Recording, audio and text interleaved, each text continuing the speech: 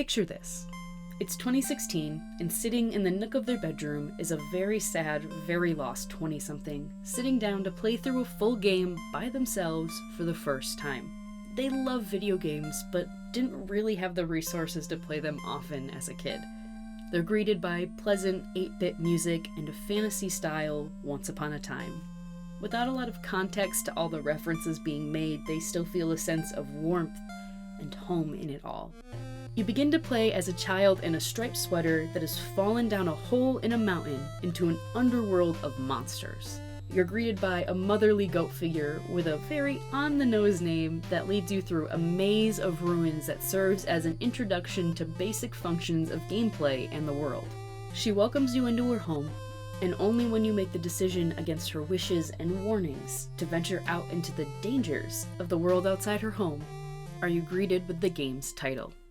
Undertale is, as the original Kickstarter for it described, a traditional role-playing game where no one has to get hurt. It's an almost solo creation of Toby Fox, who is credited with everything from building the game, creating the characters, to composing music. Though there are a few instances of credited assistance from fellow artists and friends. I've read a number of interviews with Toby over the years, as well as have dived into analysis after video analysis of the game, its lore and mechanics because of my adoration of it. And through all of this, one thing is clear. Toby loves video games, and made this game as an ode or love letter to the games he loved dearly growing up and the friends he played them with. From the start of the game, Undertale moves between eerie horror themes and childish slapstick humor. As Toby has said himself, it's funny, it's messed up, kinda scary, and isn't for kids, but doesn't exclude them. Toby originally made the game for himself and friends who are adults, and the game is definitely geared toward an older audience. And with this adult audience in mind,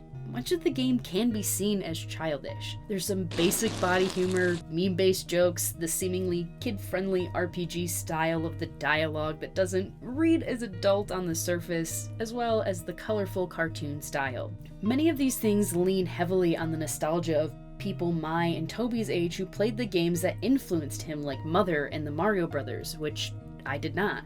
I obviously have knowledge of these games and franchises as someone who loves the lore surrounding games and their universes, but not a direct nostalgic connection of having played them growing up. Instead, I was faced with something I was having a lot of personal turmoil over. As I've grown up, I've stayed connected to things that are associated with younger audiences and youth. I unabashedly love all of these interests and parts of me, but at times I know my demeanor can be a bit more childish than professional. I obviously pull it together when needed, however, I have a sense of shame in not being quote-unquote adult enough.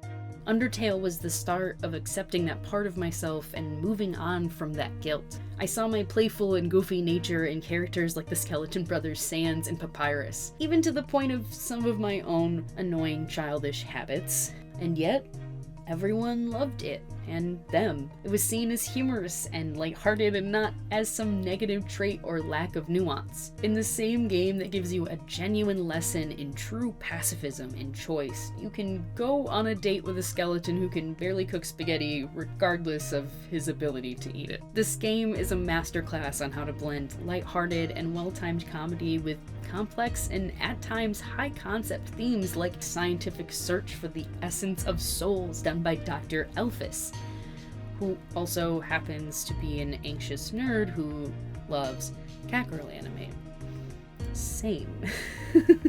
This is something I see in myself and want to continue to, even when I feel unsure of myself. That I am competent and willing to do what is necessary to get things done, but like Elphys, can have my anxious nature and childlike interests. To have the determination to continue pushing through in spite of what may feel like an unbeatable boss. And to have the hope, no matter how childish it may seem, that everything will turn out more than alright. In the end, Undertale as a game with multiple paths and endings is a piece of interactable media, which means each person who has played or watched someone play it has had a different experience and connection with the aesthetics, themes, and overall story. And that makes it appeal to me even more. Undertale allows for a unique experience, but one thing is sure every time I return to it. I'm sure to find another part of myself reflected in it.